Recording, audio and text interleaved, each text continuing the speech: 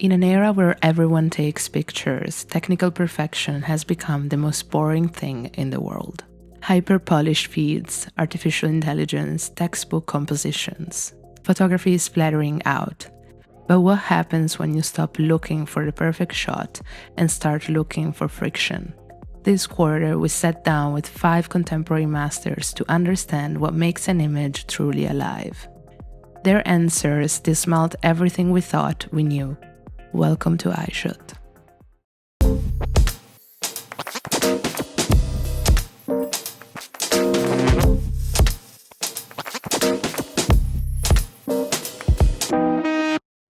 Мой друг Гарик Пинхасов говорит, что шедевр – это всегда ошибка.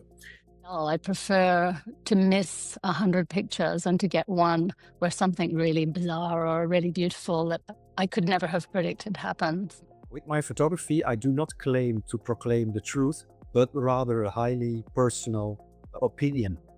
A lot of people think they just have to go on the street and then they are street photographers. I think you have to do a little bit learning about composition and to see at the end the environment a little bit different than the normal viewer on the street.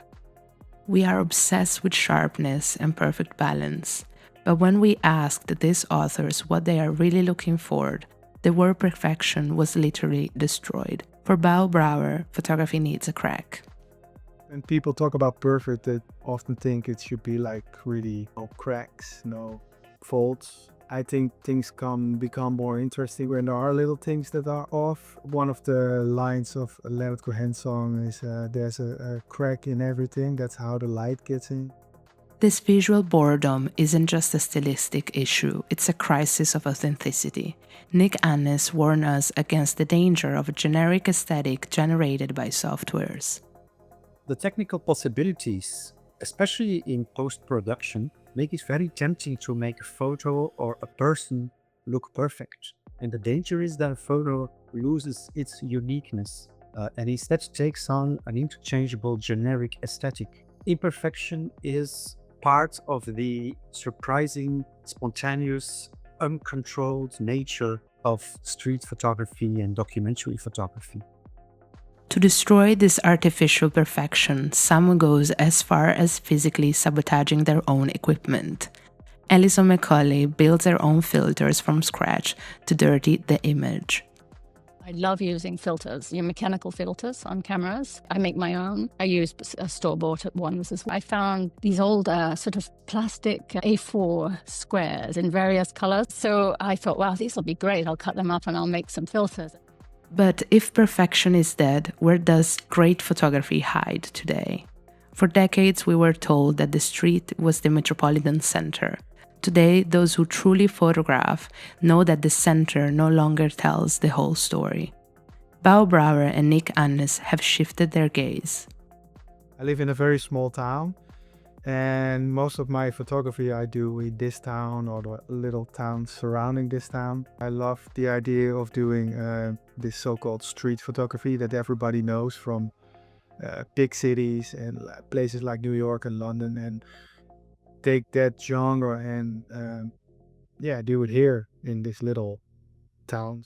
I think the outskirts of a city are much more interesting than the center of a city or the historical center, because in the outskirts, that's where the urban dynamics and the spirit of their times are most visible.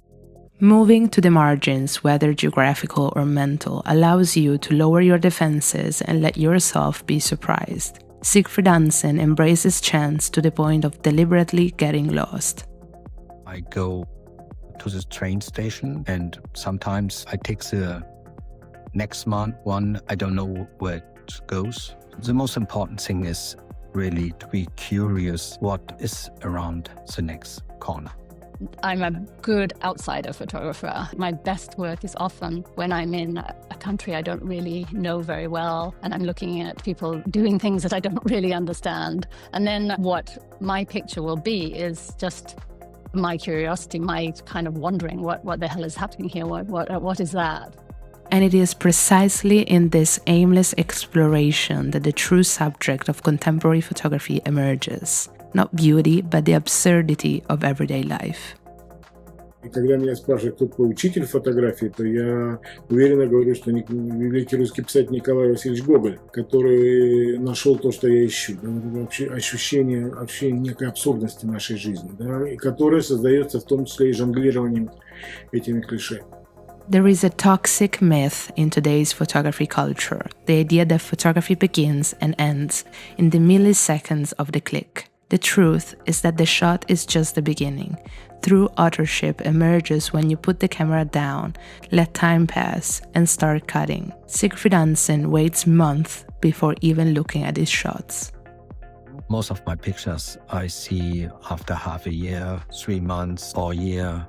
That's no problem because I need this emotional distance to my pictures. And if I look maybe half a year later on my pictures, then I'm completely neutral.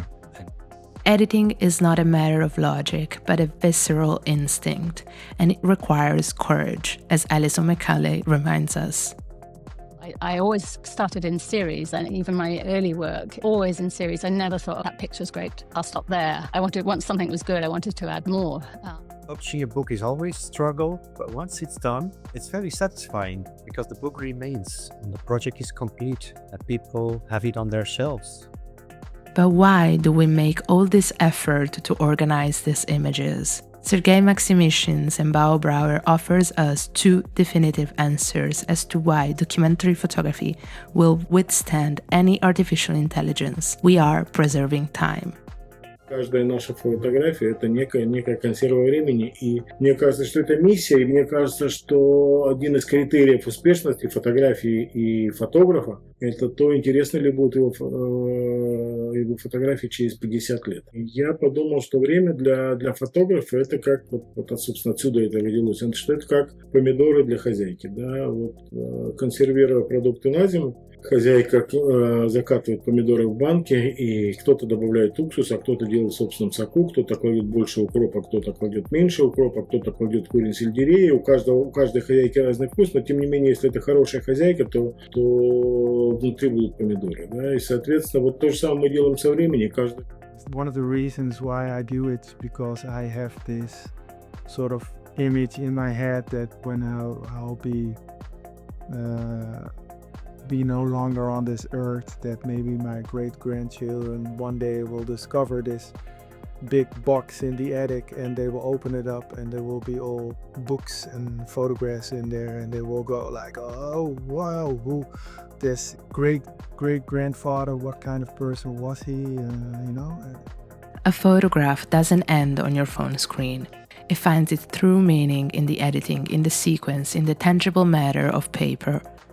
This quarter, we have translated the urgency, the mistakes, the absurdity, and the depth of these 5 masters into the only form that truly respects their long-term work, a photo book.